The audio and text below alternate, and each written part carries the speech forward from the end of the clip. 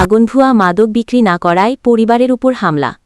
বিস্তারিত থাকছে দাগনভূয়া ফেনী প্রতিনিধির পাঠানো ভিডিও প্রতিবেদনে। আব্দুল মিন্টু, তার নাম আব্দুল মিন্টু। সে টাকা না দেওয়ার কারণে আমার মারধর করছে, আমার ঘর কোবাল আইছে, রয়্যাল সহকার আমার ঘরের মানে গিয়ে কোবাল আইছে, আমার মারে মারধর করছে, আমার মারের হাতে লাঠি দিয়েছে। দাগনভূঞা উপজেলার রাজাপুর ইউনিয়নের পশ্চিম রামচন্দ্রপুর গ্রামে মাদক বিক্রিকে কেন্দ্র করে গতকাল রাত 9:30টার সময় একটি পরিবারের উপর হামলার ঘটনা ঘটেছে। হামলার ঘটনায় 4 জনের নাম উল্লেখ করে দাগনভূঞা থানায় অভিযোগ দিয়েছে মহিন নামে এক ব্যক্তি। থানায় অভিযোগ সূত্রে এবং আহত মহিন উদ্দিন জানান, তাদের একই গ্রামের নূর ইসলামের ছেলে আব্দুল আওয়াল মিন্টু এবং তার সহযোগীরা বিভিন্ন সময় মাদক ইয়াবা ট্যাবলেট বিক্রি করার জন্য চাপ প্রয়োগ করতে থাকে। কিন্তু মহিন উদ্দিন এতে রাজি না হওয়ায় মিন্টু এবং তার সহযোগী রোয়েল, জাহিদ, ছোটন এরা সবাই মহিনের উপর হামলা করে আহত করে এবং ঘরের টিন কেটে ফেলে।